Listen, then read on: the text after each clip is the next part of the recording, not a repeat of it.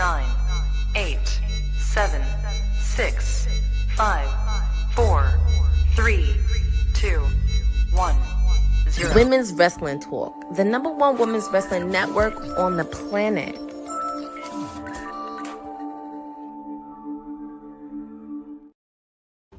Welcome back, everybody. We just watched Monday Night Raw, and we have a lot to break down, a lot to discuss, as this was the go-home show for Survivor Series War Games. And thankfully, I'm not alone. Honey's joining me, and just got through watching the aftermath of what we saw. And I don't know, how did you feel about the entire episode as a whole? I'm definitely ready for war. I'm ready to fight. That's what I'm saying. I had to put my hair up because everybody want to fight today. Like there was just a lot of heat, a lot of dissension everywhere. It felt a little chaotic. It started a little slow for me personally, but it definitely picked up on the action.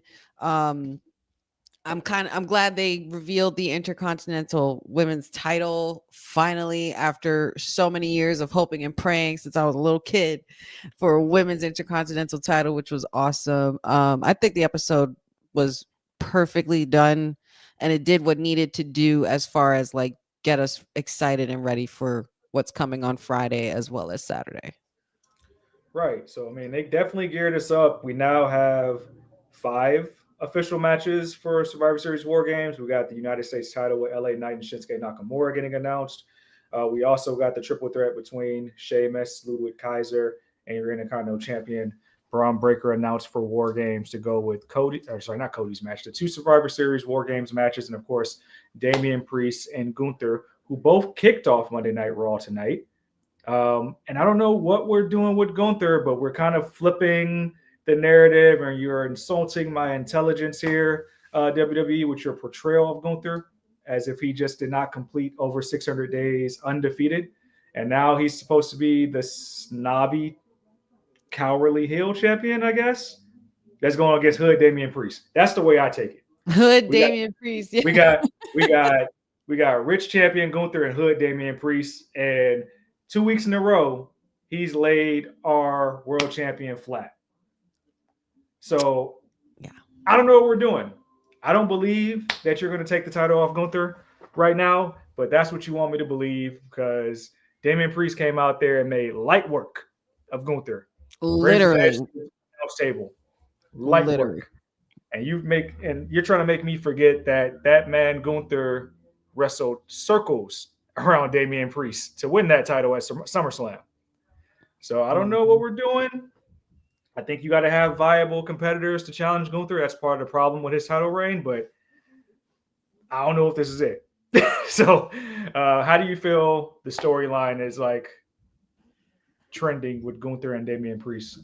I dig it. I dig it, being that there's still, if you remember, there's still a little history there. Damian Priest did come up to challenge Gunther while he had the Intercontinental title as well. He also, we also know that while Priest was champion, Gunther made it known that he was going to be next in line, and obviously that's what happened. I love, making Damian Priest look strong and, being that intimidating presence. He should be one of the guys that Gunther's not really per se scared of, but who's actually like a viable threat. I think that he's someone who should be looked at that way. And I think it's more so not about making Gunther look weak. It's about making Priest look stronger. As a face, especially because as a heel, we know that's where he thrives. But Priest's face gimmick also needed a little something else, and Gunther was the perfect counterpart for it. At least I believe. So I kind of look at it a little bit of the opposite way when it comes to that. But I think this was a good segment. I love the Razor's Edge onto the table, completely, weakening the ring general, which is something that we don't always see. We never really actually seen somebody who's actually sunned Gunther. We almost did, but he's no longer with us right now. The other big guy. But yeah, I think that this still is good and it works. It definitely still looks makes Damian Priest look strong, but I, I'm not gonna get into the prediction thing yet. I'm not, that's we'll wait till Friday. Yeah, I mean, I remember the promos they had in the summertime and stuff like that. I remember going through saying a thing along the lines like people like you, champion, basically saying he was poor. So they're leaning into that whole Yeah. thing, which is like, it's kind of weird to base the robbery on that, but you do need more viable champions, and making Priest look strong can only bode well for Monday Night Raw as we head into Netflix time in January. So they, again, that's your go home moment for the world title. They'll do battle on Saturday at Survivor Series War I, Game. Also, real quick, while we're still talking about Gunther, I also think that Gunther did always have the capability to have a snobbish role. He's always been that kind of way. If you ask me, like even when he didn't have a title, like he always felt like he was just better than everyone. He had his nose up to the sky. You know what I mean? So I feel like Mhm. the snob thing works for him. But yeah, My only issue with the snob thing is what we've seen in the past, and this isn't Vince McMahon era. I realize that is that usually your snobbish characters are going to be cowardly, which is the complete opposite that Gunther's been, or you're going to have to go like evil foreigner, which we've veered away from that. But like, I don't know, it felt kind of like that where you're doing almost evil Miz foreigner like, thing. almost Miz Yeah, like. Yeah, I get it. I yeah. get how So you I don't get it. know. But I like I think I'm said, I just think it's more so about Priest than it is about yeah. Gunther. That's fair. Next up, we got to look at our Survivor Series women's war games team with Team Rhea, and there was a little bit of dissension backstage when they were discussing how Jade is out and how they need a fifth member. You see Naomi trying to convince Bianca about Bailey. Rhea steps in, who's the de facto captain, saying that she doesn't care who our fifth team member is as long as you leave Liv Morgan for her. And you got a very interesting image of Bianca saying, since this is Team Rhea, why don't you make a decision? And saying that she was about to put the team on her back for the advantage tonight. So a little tension there between Bianca and Rhea and the rest of the members, but it very much looked like Bianca didn't care to be a part of this War Games match, if I'm being honest, or being secondary to Rhea Ripley. But there's a lot of things you could read into that, especially with the ending of Monday Night Raw as well. I mean, well, we know that Rhea and Bianca have lots of history together, dating back to even NXT. Uh, I don't blame Bianca for feeling the way she's feeling. She's very tense. She's upset. We don't know who attacked her partner. We don't know how long exactly she'll be out for. I would be a little worried as well. I'd be worried about my tag team title reigns. You know what I'm saying? Like what holds for the future of the women's tag team titles as well. And then there's War Games, and also I got to deal with Io Sky, who's a woman I didn't really care for because she's been part of a faction that's been ruining my life for the last year, and also Bailey around trying to, and Naomi, my own bestie, and big 2 out of 3 member, uh, my big 3 member, I should say. You're suggesting Bailey, the woman who's also been a part of giving me hell for the last couple of weeks, or last couple of years. I mean, I don't know. I would feel a type of way too if I was Bianca. I'm not gonna lie. So and she delivered. She did what she had to do tonight, and we'll get into that later as well. But I don't blame Bianca for feeling that way because every tensions are very high, especially now that somebody took out Jade. And if you were able to take out Jade Cargill, you must be a threat, a very big one. And we just don't know who. I think Bianca's just in a very vulnerable position where she doesn't know who to trust as long as she doesn't have her tag team partner. I can see that. And we got it. And I think it'll play out even more as we get to the go home show for SmackDown on Friday. We had our Mhm. first action at night where we had American Made comprised of the Creed brothers taking on the LWO comprised of Rey Mysterio and Dragon Lee. Good match overall. A lot Mm. of great moments, including Ray's 619 into the ring to kind of knock the Creeds down from doing a superplex, and then Dragon Lee hitting that double stomp. They worked well together in this tornado tag team match. Something that hopefully we keep seeing more of, the tornado tag fashion of ring work. But the match got ended due to interference by Chad Gable not removing the mask, pretty much flipping the mask on backwards of Rey Mysterio, and then the Creeds picking up a roll-up victory, which I know what we're doing. First ballot Hall of Famer Rey Mysterio. He's won a lot of gigantic matches, but I don't think the Creeds needed to be cheating to win this match against Dragon Lee Rey Mysterio because they're not a real tag team. In fact, they looked like the stronger team throughout the entire match. But American Made picks up a win. Seems like we're doing American Made versus LWO for the foreseeable future.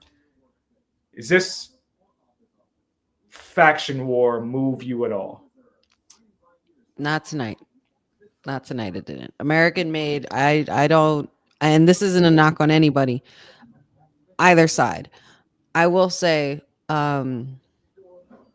I don't know what it is. I'm not sure. And to Councilman's point earlier at WWT Live when we were talking about this, I'm not sure why you're not using Cruz del Toro and Joaquin, as part of, like, you got the whole youthful tag team here. I understand the push for Dragon Lee and wanting to, pretty much trying to usher him into being the next Rey Mysterio. But Rey Mysterio, and I want to say this nicely, did not look, I mean, I don't like doing the age thing or anything like that. I don't like doing any of it, but it shows. You know what I mean? Like, you could see it.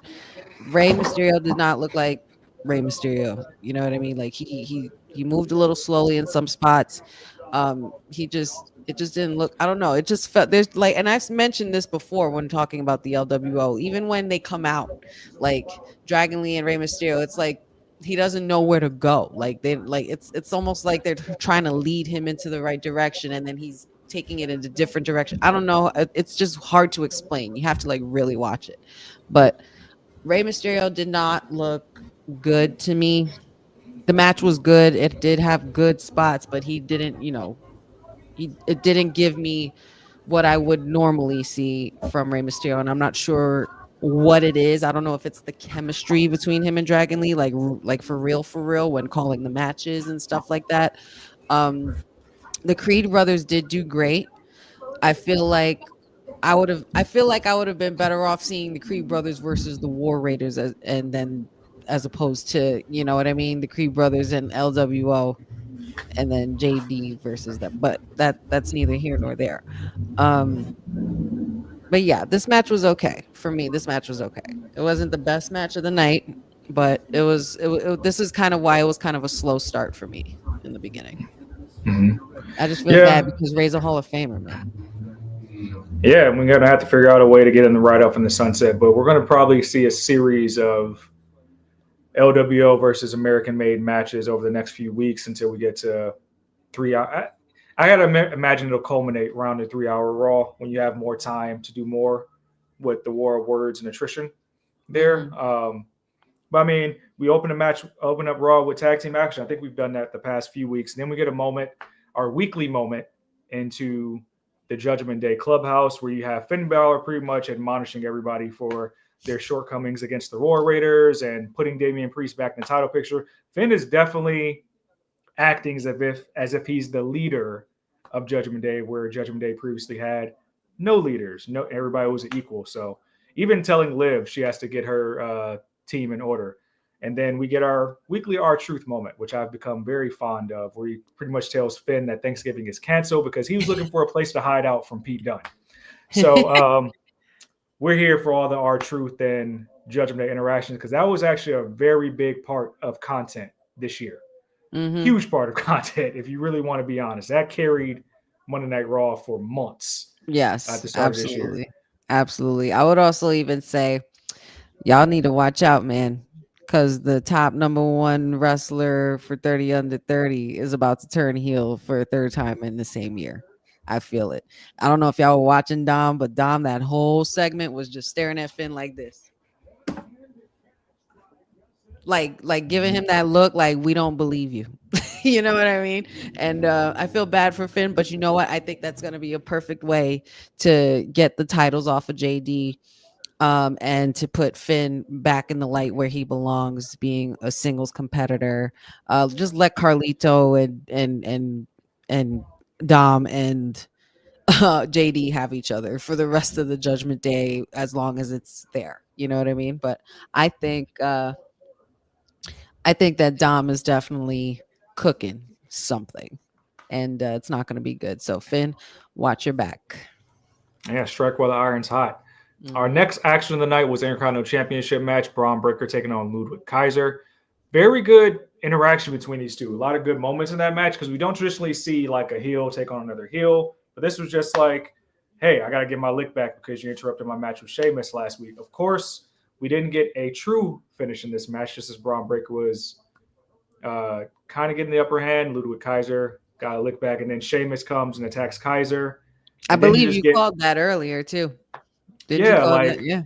all hell just broke loose. All three men fighting ringside. Think about how Seth and Bronson Reed been fighting all summer. This felt like that.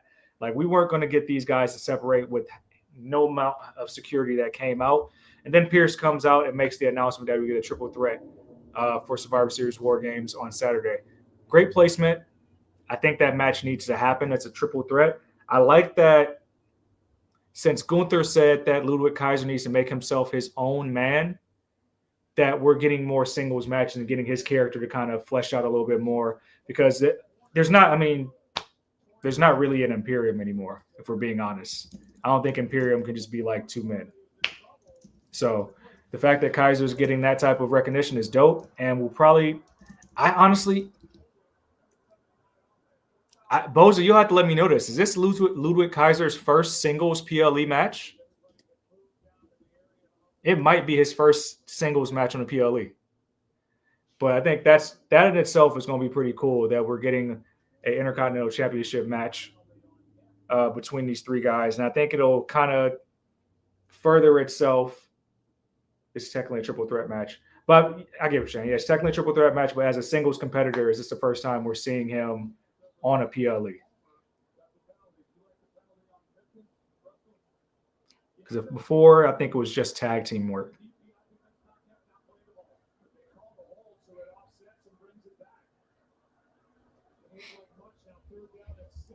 But all right, moving along. I think Honey had some technical difficulties, but we did get. They showed a lot of bloodline stuff, of course, with CM Punk becoming the fifth man on Friday, and then going over what happened on Friday as well. We now know that we're going to get a War Games Advantage match between Jacob Fatu and Jey Uso on Friday, and we're also going to have a sit down between Roman Reigns and CM Punk ahead of Survivor Series. So that face off on Friday last week had a lot more tea leaves, and we're going to see probably countering ideologies of both men. As while Roman's technically the leader of that War Games team, you're probably going to have to do a lot different with CM Punk's personality, of course, and then the wise man influence there as well.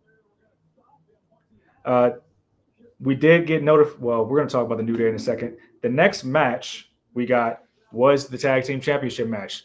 I think 150 plus days, 160 might be exact, of JD McDonough and Finn Balor's Tag Team Championship reign. They took on the War Raiders tonight, and we had a good match. A lot of close calls for the War Raiders to actually win that match, but they come up short when the rest of the Judgment Day, specifically Dominic Mysterio and Carlito, came to the aid of JD and Finn, kind of like we've seen for Judgment Day for the past couple years, it feels like. And JD and Finn actually retained the title. So I can't believe that this is over. I'm pretty sure they are going to have their hands full with the War Raiders next week on Raw. And I'm pretty sure the War Raiders will get a rematch because JD and Finn have only defended the titles twice since winning the titles. So don't know what we're doing with the Tag Team Championships. There's so many viable teams. We're seeing Ray and Dragon Lee. We're seeing American Made. We have the Wyatt Six. We have the Final Testament. There are so many tag teams here not getting shine because of JD and Finn's lack of title defenses and because we're doing this long-winded thing of Finn being a mini tribal chief, being a tyrant, essentially, and bossing around the rest of the Judgment Day, that we're holding up the tag team division now. So I have to believe something's going to shake out soon. Just like on SmackDown, it didn't take them long to crown Motor City Machine Guns to get them defending the titles pretty frequently. Next up was kind of the shocker of the evening, if I'm being honest. It was our third or fourth match. We actually got the New Day taking on Alpha Academy, Otis and Tozawa. And this was a glorified squash match. You saw Kofi and Woods kind of looking at their trailer from the past 10 years, and it kind of got them nostalgic, and they were saying, hey man, we've been arguing the past few months or whatever. Let's get on the same page. I love you. And they went to do business. But then that match felt so short. And we had some dissension between Woods and Kofi over who would start the match. Woods got in there and then got blitzed. Then Otis went on all cylinders against Kofi and Woods. And then Tozawa hits his top rope senton. We're out of here. I think that match was less than 7 minutes, if I'm being honest. It was a quick match.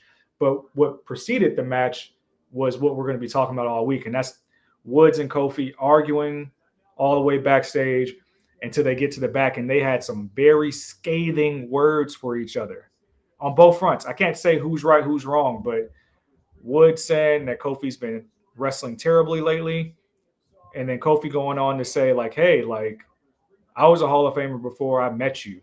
Like, you asked me to do this. And Woods saying, like, hey, no, I'm responsible for the highest points of your career because you were scared to take a risk. And him telling Woods, you haven't been a singles champion on your own because you are not good enough, which you can audibly hear the audience in the back collectively gasp that was said out loud by somebody so close to Woods. But heated discussion between two brothers that led with them both saying, see you at the reunion, see you at the anniversary. And that was interesting in itself, the fact that for months we've been waiting to see what's going to happen with the New Day, and then they had that big of a blow up 7 days before the reunion show. So I don't know, man. I can't even say Kofi was wrong with some of the things he said, but the fact they got so heated when he said, hey, like, you pissed off your world championship in 6 seconds to Brock Lesnar, which is something that we've always talked about as fans, is that Kofi just went on to be happy-go-lucky after that. He was never mad. He was never mad about losing the title, never mad about never getting a rematch. So a lot of people feel like this is leading towards a breakup, even going back down to their gear, like Kofi and Goku gear, Woods and Goku Black gear. So, I mean, if you're a Dragon Ball Z fan, and I mentioned it multiple times on Monday Night Mayor, Kofi was rocking that Majin chain. So I don't know. I don't think, especially with this being a squash match this week, the reunions next week, they said some very harsh words to each other that was very true. So I think this is more so not a breakup, but this is going to be them being so mad that they have reached all these pinnacles in 10 years and look where they are now. I think this is going, if anything, I think this is going to lead to some heel work. But we got another member of the WWT Live family joining us. The councilman is here, everybody. Yes, sir. Have no fear. Your councilman is here. There we go. I was just talking to the good people about what we saw with Kofi and Woods tonight, that heated argument, and what could happen next week when you get the official celebration show. I don't know, but all I know is this is all Cat Williams' fault. Cat Williams' portal. He opened the portal, and people have just been dropping truth bombs. I don't know if it just builds for, as Jeffrey just wrote, if it builds into Big E maybe stepping in and us maybe getting an update on like what he might be doing, maybe a manager position. Maybe he's ready to compete again, because the more I look at it now and I think about it, it's like, okay, this is still like a brotherly dispute. You know what I'm saying? Like, they do a lot outside of the ring as well, like with up, down, down, that whole stuff. So I started thinking when I saw this, I was like, you know, what would it still be New Day if, let's say, for instance, Big E is the manager and Xavier and Kofi are singles competitors now? Okay. But they still stay within the faction. Like, is that too far-fetched, or do they just need to break up? So the thing the key word you just said to me that I heard that if it was a brotherly dispute, I felt like they told each other some hard truths. Yeah. Like I've been holding this so deep in my chest, like, nah, you fucked up right there. That was your fault. Yeah. And it didn't come to blows because Kofi got in his face about that 6-second thing. He's like, yo, I'm mad. Like, if it was anybody else, I'll sock you out. But I'm not gonna sock you out because you're my brother. But that's what it felt like to me. It's like we're gonna let each other know some hard truths about our shortcomings. That way we can get right. But I think Big E's gonna be the one to get them right. But I do think going forward, they're probably gonna be a heel tag team. Because we haven't had heel New Day since like the beginning of New Day. So I think Big E coming here like, hey, why are you guys fighting each other? Like, these people are in your way. So you know what that means. Maxine, Tozawa, Otis, upper room. Upper room. It's gonna look nasty too. I don't know what they're gonna do. You're gonna snuff them in catering while they eating their plates or something. They're going to the upper room. Yeah. I expect like Tesca too to be wrapped around Otis' neck since we're doing all these graphic visuals. Not for nothing. This segment was probably the moment of the night, which we all know because I think this is the part that is going to have everybody talking until next week. I love the fact that this episode, the anniversary episode, is going to be happening after War Games is done because it's going to be like just when you think shit hit the fan at War Games, wait till you see this. And Kofi slipped up. He says, see you at the reunion. Nobody said nothing about no reunion. Yeah. Nobody said nothing about a reunion. This is supposed to be an anniversary party. Yeah. What are you talking about, Kofi? So that's what I heard. Oh, so we wrote that in the chat. I didn't consider that. I didn't consider that. Okay. That's what I heard. And I'm like, what reunion? This is an anniversary celebration. So, and then Xavier quickly tried to brush it off by saying at the anniversary. And I'm like, nah, Kofi, you fucked up. You said we getting Big E next week. But Xavier fucked up even more because he didn't have to re-say it. He didn't. They would have just left it at that. That's fine. But he meant like he was trying to and that's at least what I felt from it or what I took from it. And this tells me one thing. It tells me that my prediction is possibly right, that we could be going on the heel route of the New Day.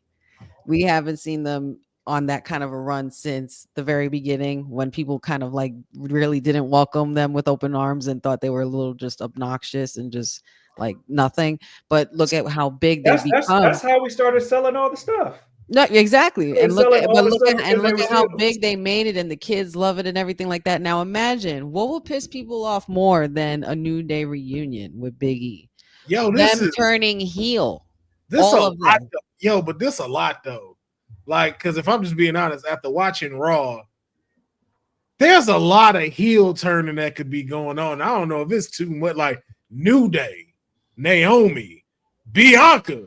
Like seeing Bianca with goals in her mouth, I'm like, yo, if she don't turn heel tomorrow, I need goals in her mouth, Bianca Belair. I think Jovan brought that up on the live stream watch along. But I've seen Bianca wear a grill during her championship. I think I've seen her wear a grill before. Yeah, but I don't know. I know it's primarily on socials with her and Tez. I get that, but I've definitely seen her wear a grill to the ring before. This I think I have too. Juvenile vibes when I saw it. That's what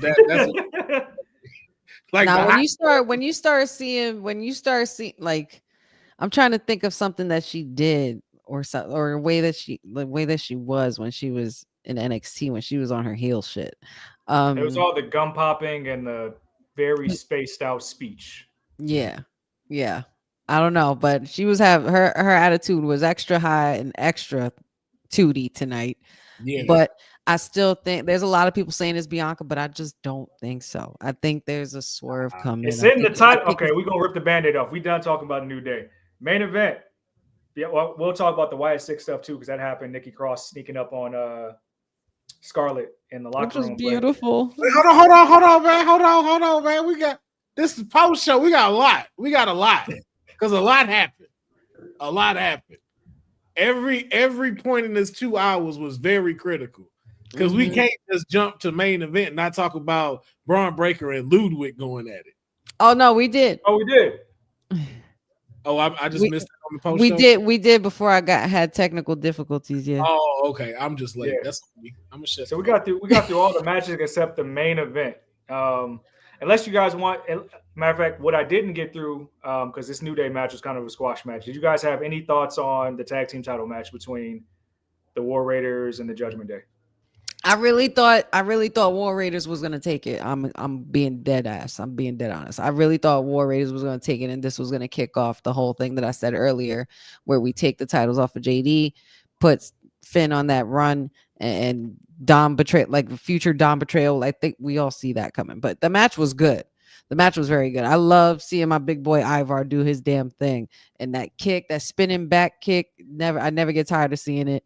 I think it just sucks because I'm so used to seeing the War Raiders like during war games, like at war games in a war games match, and this is gonna be one of the few times where we don't see them highlighted in there. So, but I think it's about time to get those tag champs off of JD and shit. I really think so.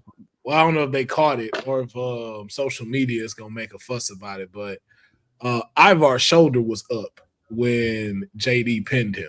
Oh His man. His right shoulder was up during the time. So I don't know. Yeah, so I think we're gonna get a continuation with the War Got Raiders. another Randy and freaking Gunther moment. Yeah, because he rolled them up, and I was like, this right shoulder is up.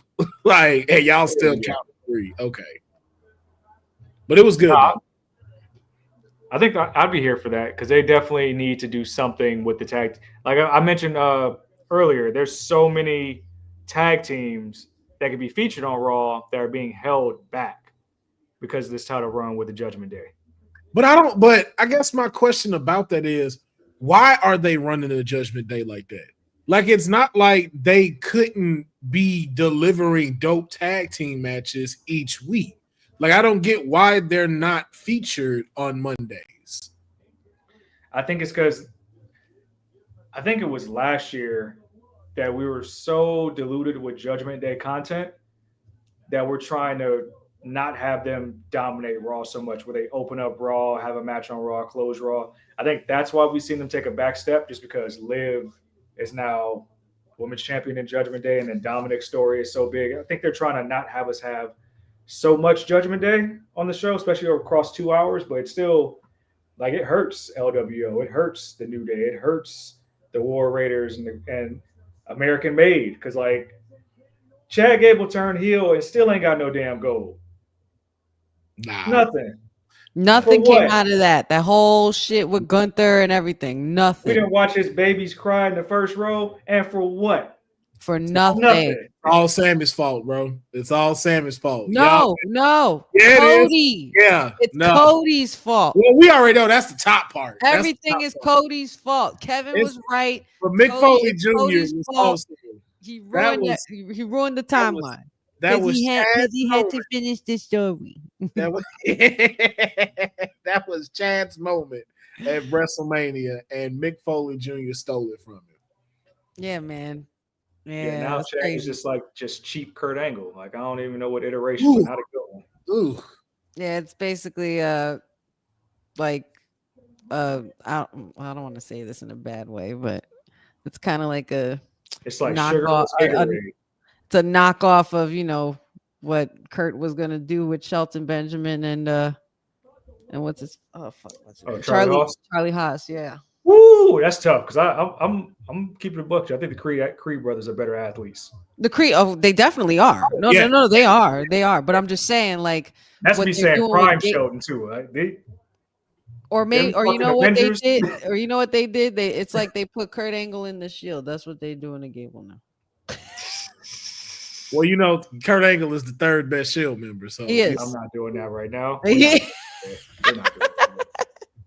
We're not doing that today, guys. We'll set a date. We're definitely not doing that. Just to take a nice, because I don't want to get stuck there at all. Women's Intercontinental Championship got announced. Oh, yes. Which means we're going to start a tournament next week. She's beautiful. She's so pretty. White belt. She's so pretty. That's exactly what I wanted. It's exactly the way I wanted it and the way I wanted it to look. My dad and I, and he could vouch for this. My dad and I have been talking extensively since I was a kid, about there being a women's intercontinental title. And I've been waiting years for this. So I'm so happy this was announced. I understand maybe due to time and everything that they didn't televise it or anything, but they did show it. And I'm sure they're trying to wait for maybe like we said earlier, probably the crowning moment to be able to, but yeah, I see a few potential holders on that belt, but I think I know who I want my first to be. I'm trying to see what the tournament's going to look like because I think if we're doing the finals of the United States at Saturday Night Main Event in December, that means I think the finals of the IC is going to be in January Saturday Night Main Event, just so we can space out this period because the Royal Rumble is not until February now. Oh yeah.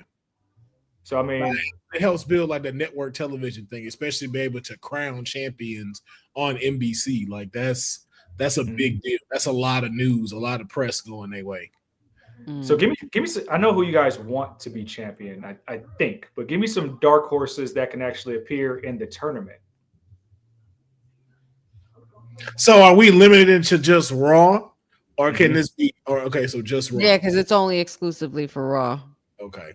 I'll go ahead and say y'all already know. Do I have to say the first? Do I have to say who I want to win this? No, right? I don't think so. No, who you want. I'm saying who you want to be in the tournament. For me, I think all members of Damage Control will be in. All members of Pure all of them will be in. Because right now we're having triple threats, right? I guess, yeah. I think Alba Fire should be included. I think he's on SmackDown.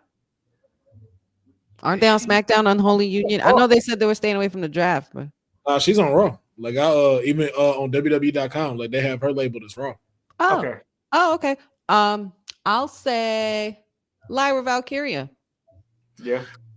I'm gonna say Dakota Kai, man. I think Dakota Kai could really I want Zelina to win, but that's someone I think could really punch her ticket into getting that. But Lyra is a pretty great point too. What about Sonya Deville? I think Deville. She's a strong competitor for that title too, I think. And I think everybody else, even the women who won the championship, I think eventually they're going to get to that point where they want to go after it because it's a belt they never got. You know what I mean? I don't think we need like your Charlotte. I know Becky's supposed to come back soon. I think it would be a mistake to have Charlotte or Becky in either tournament. No, it's kind of like a downgrade. It needs to be someone who you feel like just needs that title to really be able to be shown why they could be a women's world champion one day. And Charlotte, Bayley, they already did that. Yeah. They'll get their Grand Slam eventually because that's all. Yeah. Like we know that's gonna happen, but it's like you need someone to let them solidify themselves like that. Like that would go over so well for like Lyra Valkyria to be the first women's intercontinental champion. Io Sky, Dakota Kai. Io Sky's had a hell of a year. She's got some good wins under her belt right now. A friend of mine was telling me in the chat, shout out to my boy Nick, he was saying that if you want to start, and I know how Sed's gonna feel when I say this, but he said, my friend Nick said, if you want to start off with giving that title a legacy or lineage, it should be with someone more seasoned to have it first, and they think Natalia should have it first. I was literally just about to bring that up. Wow, I was just about to ask you that. How would y'all feel if Natalia won the first ever women's intercontinental championship? I wouldn't be mad at that. Oh God, she is listed here on the Raw roster. I was about to. I can't counter that. Listen. Ivy now should be in this tournament.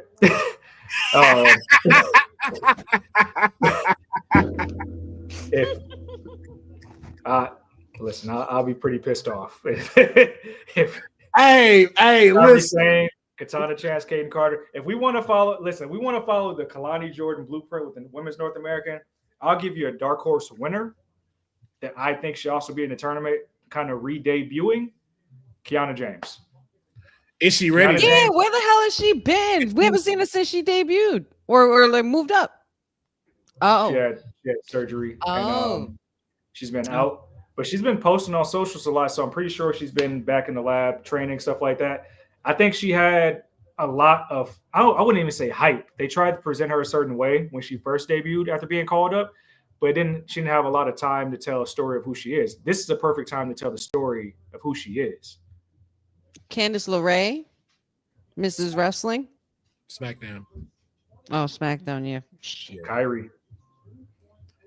Kyrie and Maxine would be fun people since we did the whole thing with B-Fab. I think this would be a good showcase for Maxine. Oh, in the yeah. triple threat as well. Match wise, yeah. Man, to take it all though, I'm still Zelina, but yo, Alba Fire is really like, because we be forgetting, like she held it down as the women's UK champion. Yeah. So it's not like she's not known to be able to hold the title.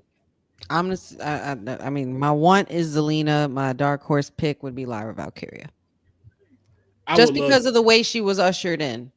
Yeah, she got momentum. That's why I'm just like momentum. You beat Becky. You know what I'm saying? Like, and I know they're kind of protecting her from on TV right now, but like, it's there.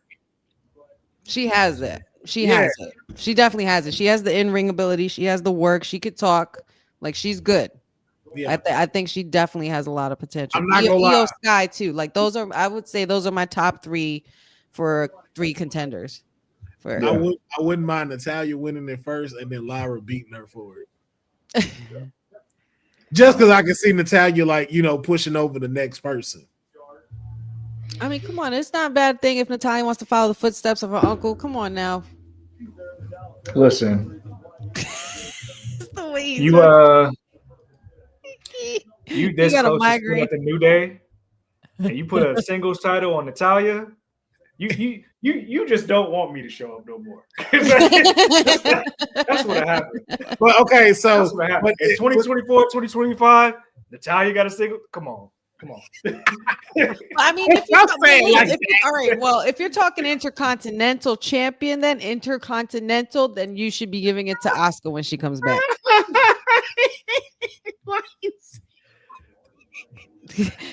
Poor Natty, yo. Natty's got no shot with the man. Off is a direction you can fuck. Yeah, no, because I'm really sitting here like, hey, you know what? Legacy wise, that'd be dope. Like the first Continental is a heart. And it's like, okay, like that's dope. With the first ever women's intercontinental title. Think about that though. Like, I know you don't want to think about that, but she got to drop that thing ASAP. All right, drop it the next night or something. If she come with a different character other than Bret Hart niece.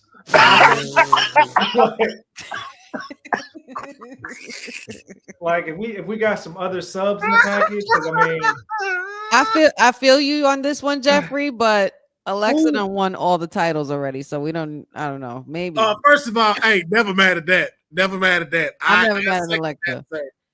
But but now, you know what? This also opens up for another good question. This makes me wonder, when we have Money in the Bank season, are you able to cash in on the Intercontinental title as well?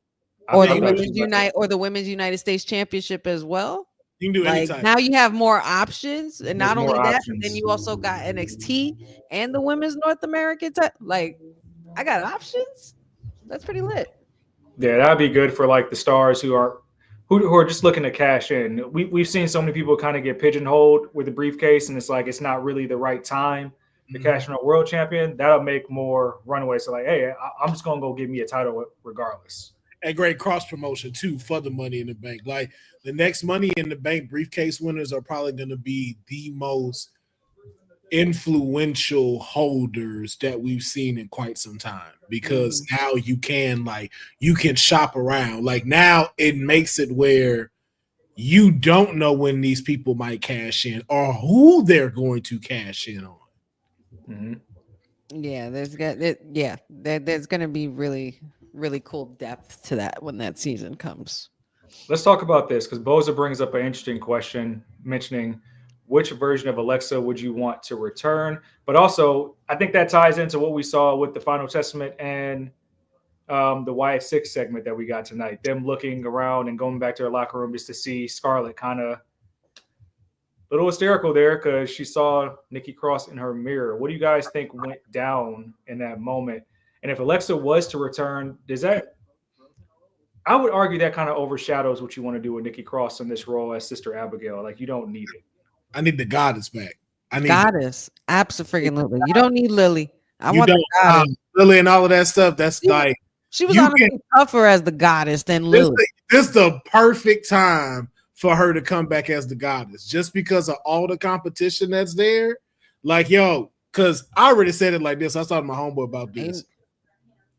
It'd be dope, and I know it's a lot. It's a lot, but just hear me out. Okay.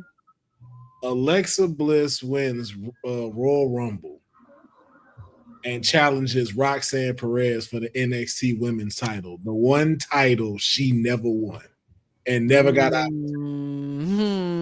Ooh, fire! I'd be here for that. That's all I'd be here for that because not for nothing. This is someone who doesn't look like she'd be a threat to Roxanne, but she is because her little self will beat your ass. Like y'all.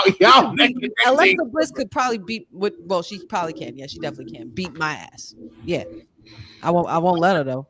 I don't know, man, and I'm here for that. That idea is dope, but like I love the Lily character for Alexa Bliss, and I don't think we ever got to see the full potential of it. But I like think when she came in the Royal Rumble like that, and they was like, "Oh hell no, we just gonna jump her and get her out of here." Stuff like that was possible because you got to suspend your reality to whatever the witchcraft and the magic part of it is. Mm-hmm. But I think that's a story that can be later brought on. Woo! Sydney, yes. Sydney, that's why I say you got to bring the goddess back on this one. Yeah, like nobody's messing with the goddess version. Wyatt 6 is good right now. Like let Wyatt 6 cook what they're doing because again, you have so many chapters for them to get eventually to her. Because we, like you said, to your point, we didn't see the ending to Howdy stalking her. So that doesn't mean that can't pick back up. And then there's so many ways that was the last times we saw her. Yeah. Holy shit. And then she went off and had a baby. And congratulations to her. But this is one of those where it's like, that can come at any time. I like that idea because you can have her kind of come back as herself, and then 6 months to a year down the road, she just start getting tapes, and it's like you can, Like, you thought we forgot. We let you do your thing. Now it's time to come home. Yep, pay up. Time to pay up. Yep. But I think I since we're going into that aspect of it, I very much enjoy the fact that they only give us these little small tiny bits of the Wyatt 6 every week before they give you the full enchilada and Bo shows up or Uncle Howdy shows up or tapes or anything like that.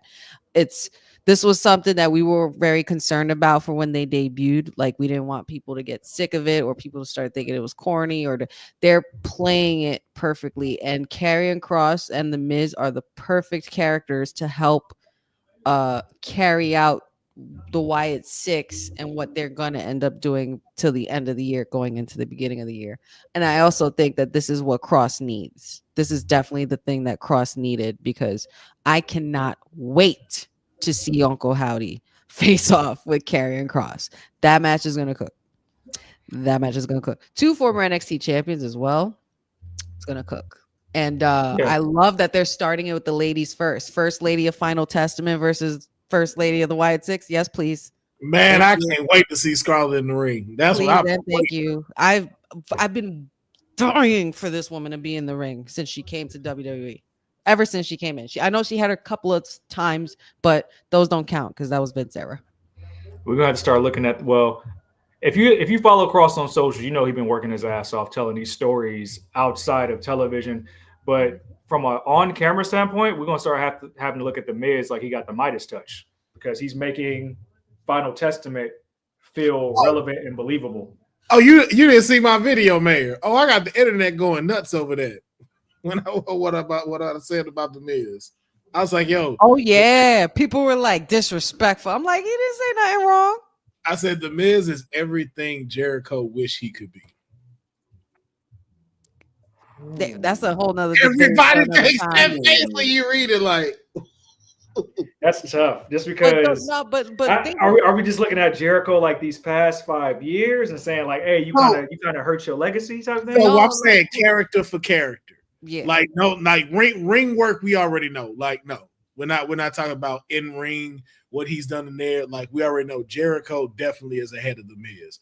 But as an overall character of what he's tried to push, the Miz has surpassed him when it comes to that. That's Miz tough. does not miss his shots. That's tough because Jericho's the master of reinvention. He is the master of reinventing. This is the past couple just been trash, but he still be trying some stuff. The Miz he's the master of reinventing himself. The Miz is the master of pushing who needs to be pushed and also helping with the celebrity collaborations as well. Like younger talent. I would say the only time he missed with younger talent was Ciampa. I don't think Ciampa benefited from being like his. He's the only one that didn't. Yeah. His Logan Paul benefited. Homie. Yeah.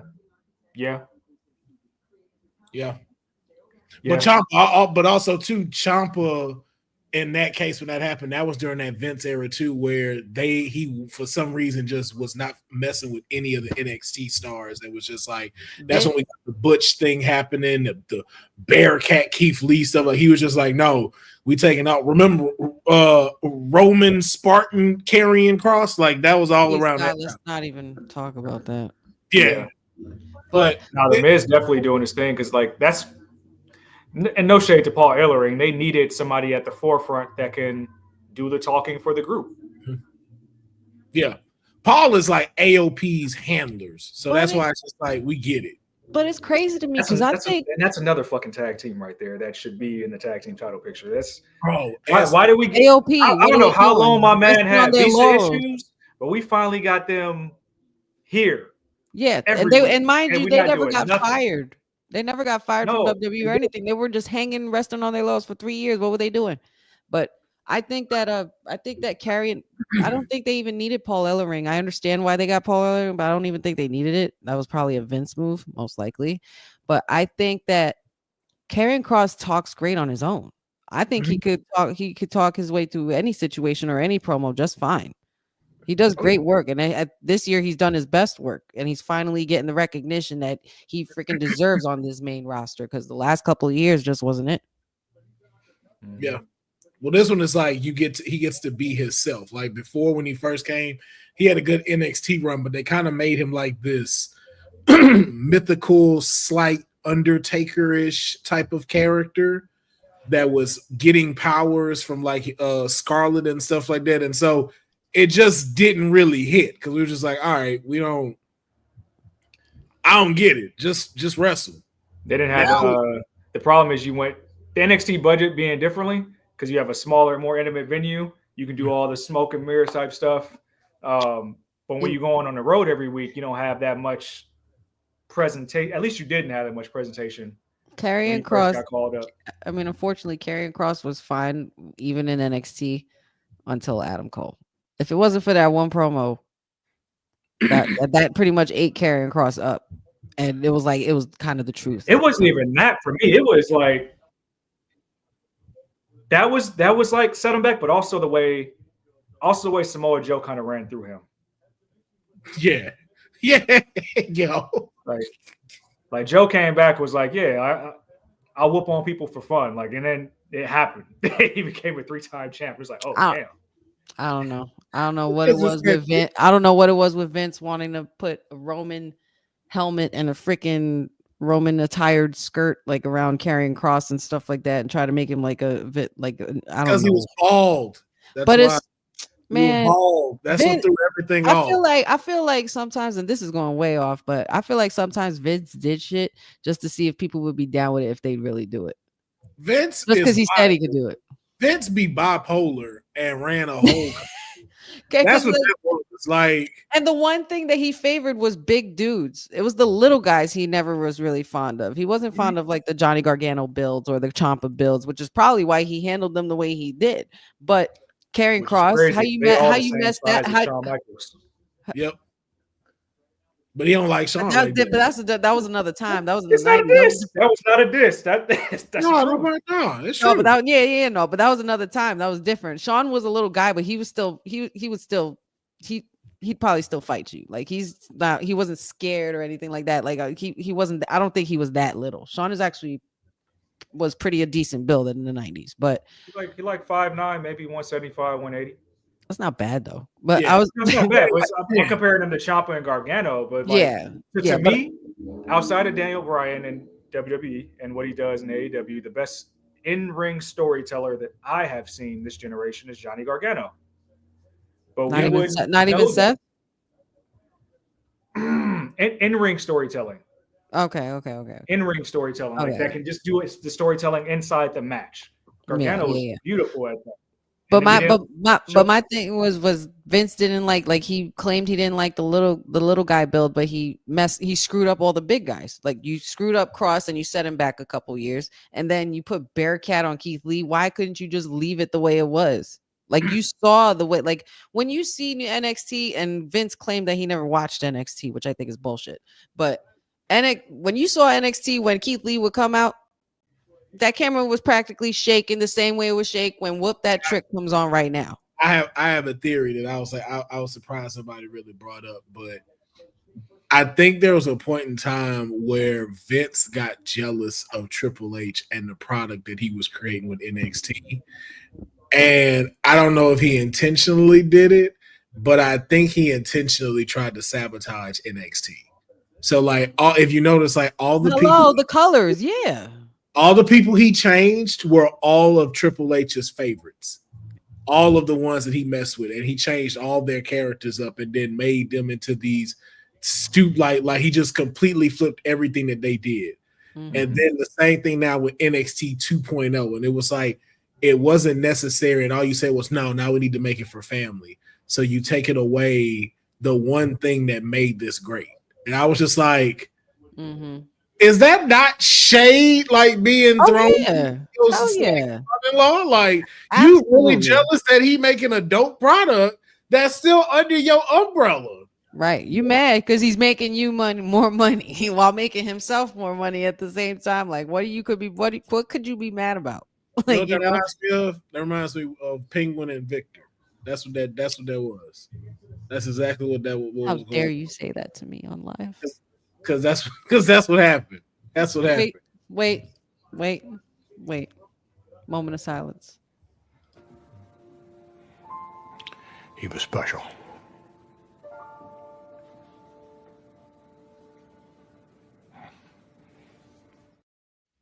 Brought me back to that PTSD moment. Don't say Vic in front of me no more.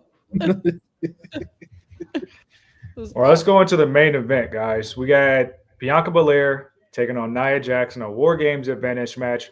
That overall, the match itself, I thought it highlighted the strengths of both competitors. On the live stream, I said it's been one of Nia's golden years as far as wrestling, like more agile, a lot more risk taking in the ring, and even going against somebody who was as dominant as Bianca. I know you guys saw the lower Thursday flex that Bianca has the most wins in 2024, men and women.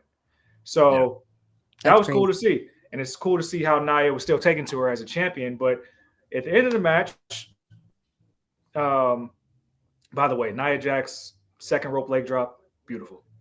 Keep doing that. Matter of fact, do that off the cage on Saturday, and I'll excuse the no annihilators. But end of the match, what we got was Bayley, because the War Games team members were banned from Ringside. We saw the turnbuckle pop off. Bianca hit with the turnbuckle. She actually hit Nia when Nia was emoting for whatever reason. You know how you play SmackDown versus Raw or WWE2K, you just go talk your shit for a minute. That's what Nia was doing for whatever reason. Bayley goes and makes her hit her head on the exposed turnbuckle. Bianca picks up a win. Bianca's very surprised to beat Bayley, but she's happy that she picked up the War Games advantage win. Question is simple. We saw the rift earlier in the evening.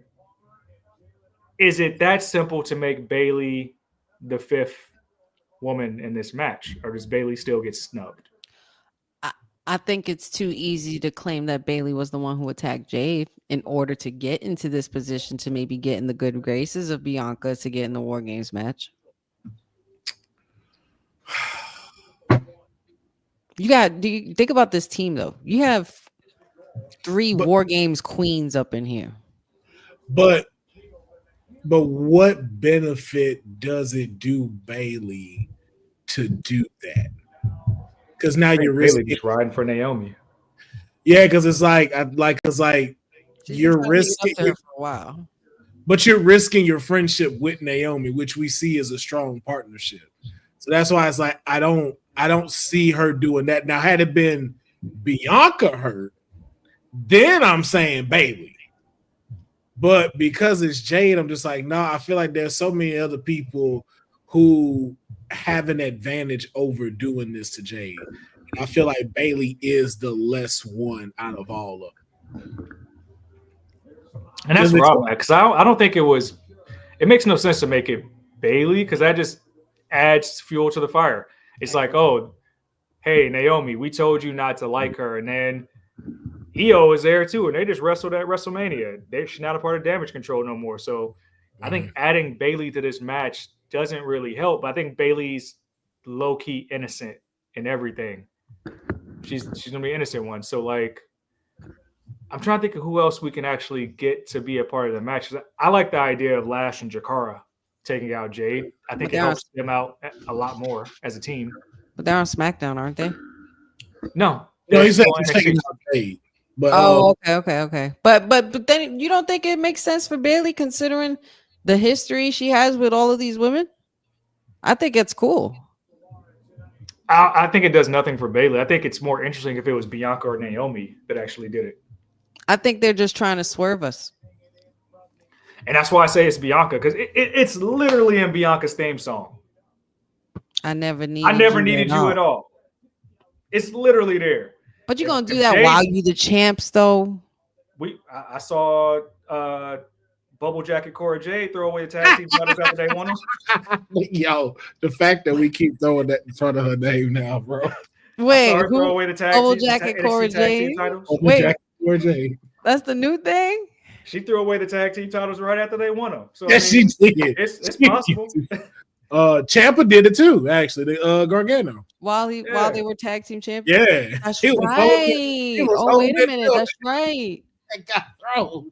That's right. Bianca probably like, man, I've been on top of the mountain. I've been in this damn tag team. It's cool, but like, I gotta hear Team Rhea, and I got the most wins this year. I mean, you got to think about it, honey. Like, I don't know how much of Montez's attitude is rubbing off on Bianca. Let's take her heel. You have to do something major for her to have that heat. Like, just as much as they kick her through a window. She basically did it. If it was her though, but I still think it's too easy to place it on Bianca or Bailey. I think it's still too easy. Let's say Jade is out for the next year, and you do this to heat Bianca back up. She's already misses WrestleMania, all these other things. There will be so much time between that the next time Jade actually appears, you'll be like, oh damn, now we still hot for whatever this is. But what are we doing with the tag titles? Are we gonna forfeit them? Maybe Bailey steps up to team with her just to show that she's a good person, and they lose.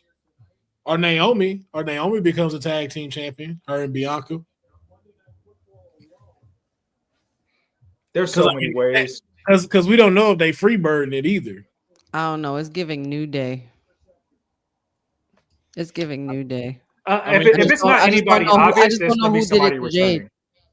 It'll be somebody returning if it's nobody like obvious. Listen, I told y'all a long time ago to break these two up, and this is what happens. No, we're not doing that. I told you should have been broke these up. Now they've been teasing their breakup all year. They're not doing it until like a next big moment, and the next time they should do it is before they get to Royal Rumble, because that way Bianca and Jade will meet again in the Rumble across from each other, and this time they're gonna fight. They didn't get to touch each other in the Rumble last time. Okay, Listen, so here. I know. Okay. Now go ahead. My bad. I know. I was gonna say. I know Charlotte just put out her little teaser video over the weekend. But if I hear Charlotte music on Saturday, I'm gonna have the same reaction on my face. Y'all telling me Natalya should be in that IC title tournament. I don't think Charlotte would immediately come back and do a War Games. Like, I don't think they would advise that for her. Charlotte just needs to come back and take somebody out because Charlotte's gonna come back and take somebody's title. So I'm trying. I think it should be Liv's because of the last interaction that her and Liv had about her, finding herself and getting her character right, and now Liv is the most improved. So I think that would be cool. I think that happened like a couple years ago. I don't know, man. This is just it's a lot of people that could have done this. There's a lot of people that could gain taking out Jade Cargill. If Natty wins, if Natty wins the Intercontinental title and this happens, Seth gonna be like this. Oh, would you look at? Oh wait! Unfortunately. Listen, I just needed a reason to hit the Charlotte button. returning, Natty IC title, New Day split, Cedric leave of absence. 1, 2, 3. That's the holy trinity of leave of absence. I need a break. I need a break.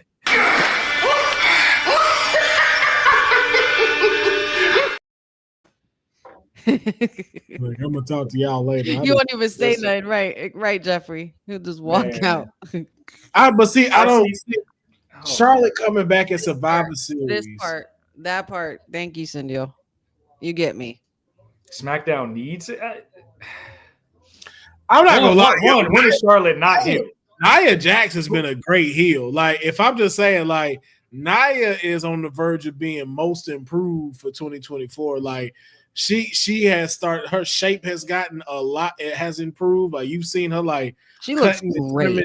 Down. Yeah, you could tell she's taking this serious. She wrestles so much easier and better. And her personality, you could tell she's more comfortable with who she is, what she's doing. She seemed like she happy, and how she bringing this stuff to the character. It's like, yo, like, we have a great heel, and it's not I wouldn't like, want Charlotte to ruin that. Yeah, I mean, only way that works is if Charlotte, you get the big reveal because you had the big surprise with Punk last year. You want to have another big surprise on this show. But that to me would mean that Bianca got to get her lick back in 2025 once finding out Charlotte took out Jade. We got to get Bianca to right that wrong from NXT. Jay gonna come back like mustard. Come back at the Royal Rumble ready to beat somebody's ass. Like, at the end of the day, Jay knows who did it. Jay knows who did it because you can't jump nobody from behind and attack them that way and have them land on a SUV like that. She saw somebody do it, and it had to be somebody who was close enough to get close enough to her, or if not, just somebody who was able to jump her. That's why I think it's Piper Niven. Like, I don't know, like, the way she was laid out, like, she was slammed onto that window. Like, she wasn't pushed. Like, she was slammed into that, like, a power move. So it's like, who threw her into that? It could be Piper because she's had one up on them for so long, and she's always beating the crap out of Chelsea. That's true. One of those tag teams, whether Piper, Chelsea, Lash and Jakara. It was Kevin Owens. It was me, Austin. I really do want it to be like Lash, yo. Like, that would be so sick. I just think that'd be very big for her. Yeah, and I just think it would make the perfect sense for them. Because if they become tag team champions, now they're featuring on all three brands. It boosts NXT while giving the Metaphor team some shine for whenever Dar and Mensa come back with them. Because they're Lash got the cooking show. It makes sense. They want to do it. Man. But I mean, that's how we ended Monday Night Raw, y'all, with Bianca Belair. It was kind of a very anticlimactic, abrupt ending with Bianca kind of staring off at Bayley, like, why would you do that? But still celebrating. So we'll see what happens on Friday when they either choose Bayley to be the fifth woman, or if we get a reveal who did it, or if Rhea goes elsewhere and picks somebody other than Bayley. But we also are going to get a War Games advantage match between Jey Uso and Jacob Fatu for advantage of that team, as well as a face-to-face sit-down between CM Punk and Roman Reigns. So a lot to look forward to as we get to Saturday. Jey for Uso War and Games. Jacob is gonna cook on Friday. I'm so excited Yeah. for my watch along. I definitely gotta do a watch along now. That's Ain't gonna no be- sitting this one out. That's gonna be ridiculous. Golly. We got some good matches going in the Survivor Series, man. Triple threat match for the IC title. LA Knight and Shinsuke. Like, It's gonna be a pretty sexy end of the year for WWE. I like it. I really like where it's going. I ain't trying to be that guy, but I'm like, man, why y'all got to do that with after Full Gear had them a dope ass pay per view? Y'all ain't got yo. Yeah, I gotta stack that up like this, yo. Y'all saw what happened this past week. Okay, all right. Cause what nothing else announced except these 2 War Game matches. Now y'all just want to fill this shit with fire. Okay. Mm-hmm. WWE, we see you. Y'all not low. Yeah. Y'all not low. The other product may, claim that they don't consume your product, but y'all definitely be watching them. Y'all definitely just to see, like, all right. Because Full Gear was I ain't gonna lie, that was a 9 out of 10 for me. Was it? Full Gear was good. Oh, okay. Full Gear was. I watched all them matches, even that Moxley Orange Cassidy match. I was like, this is entertaining. What y'all talking about? I'm not gonna watch Dynamite though. I'm letting you know that now. It didn't get Just didn't push you over the top to watch Dynamite. Nah. We'll join Courtney in the watch along. No, I'm actually interested in hearing her experience from actually being at Full Gear. She wasn't on WWT Live earlier, so she'll be giving her full our girl's synopsis resting up on Wednesday. Yeah, I look forward to it. But that was Monday Night Raw. Y'all, any final takes? Great Raw. I think like them having this 2 hours, everything was really crucial to what it needed to be. I don't think nothing was wasted, if you ask me. Yeah. I think final takes. Great Raw. Rey Mysterio, go lay down. Dom got it from here. Yeah, when is he retiring? Like, not trying to like push you out, but like I'm saying, like wait. What else do you want? Like what else are you trying to achieve? Or you just like being here? It's unfortunate because I don't want to talk about Rey Mysterio in a bad light either. And I love my Latino community too as well. But I'm just gonna call it like it is, man. You're moving slow, and you need to rest, bro. Your son's doing his thing. Your Dragon Lee is being pushed as much as he can, and I don't know if it he's still there because it's not really working that well. But just let Joaquin and Cruz handle it. Why you don't gotta do everything. And push Zelina, damn it. Man, just break that group up. Like, Push Zelina solo or put her back with Andrade. Do something, please, because break that whole group up. Like, what's keeping them together is what's holding them back, and it's Rey Mysterio. That's what it is. And ain't none of them got the heart to tell them, like, hey, go sit down. Go sit down, bro. We got a whole tag team that they don't use. The tag team came out to encourage them to go be the tag team. What kind of shit is that? I don't know, Like, man. they don't never get to perform. They're like, yo, we're going to have a tag team match with LWO. Oh, it's our time. It's Ray and Dragon. Oh. Rey Mysterio, like, I got a lot left in the tank.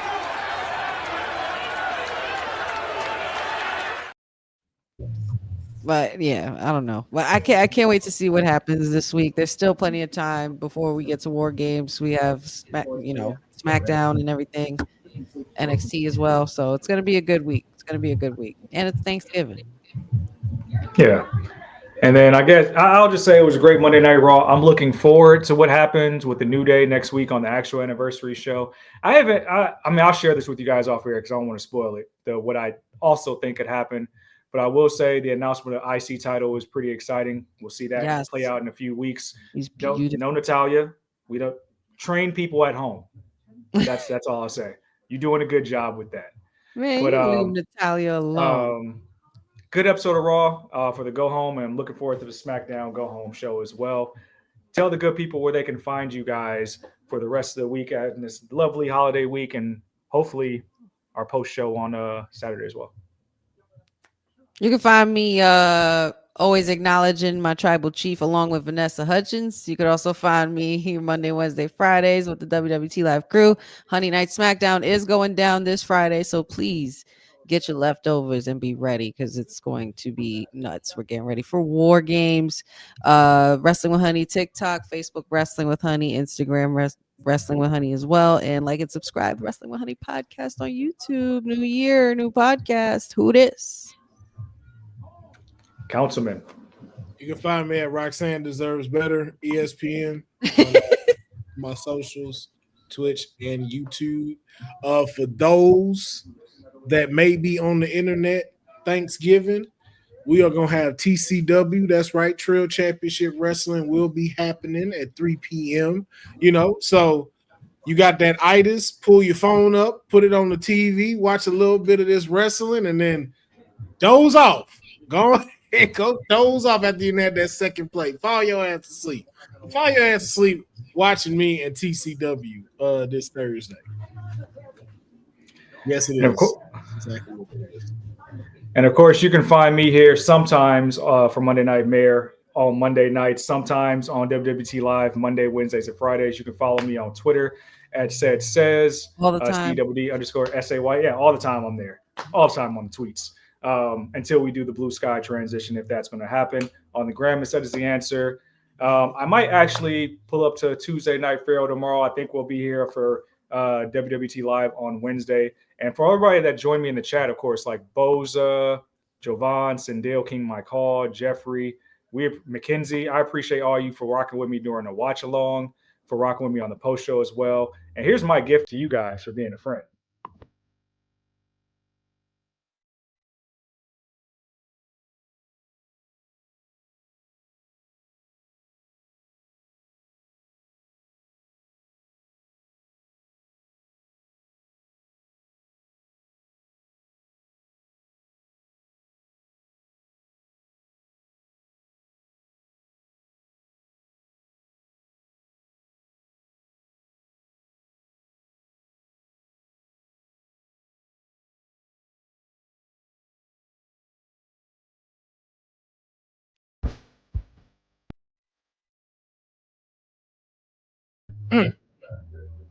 That's about to pound the streets. Of all weeks for the yams and the mac and cheese to touch, I thank you, Dylan. I thank you. Lord. The Lord is my shepherd. He know what I want. He know what I want. All right. Until next time, y'all. It's been WWT Live, the Raw After Show. Thank you for rocking with us here on Women's Wrestling Talk, the #1 women's wrestling network. I think I said that right. On the planet. It's spreading. It's spreading. Thanks for joining WWT. Don't forget to like us on all social media platforms at WW Talk Pod. Like and subscribe on all video and audio platforms, like yesterday, my G. And check out our website at www.talkpod.com. Thanks for watching Women's Wrestling Talk, the #1 women's wrestling network on the planet.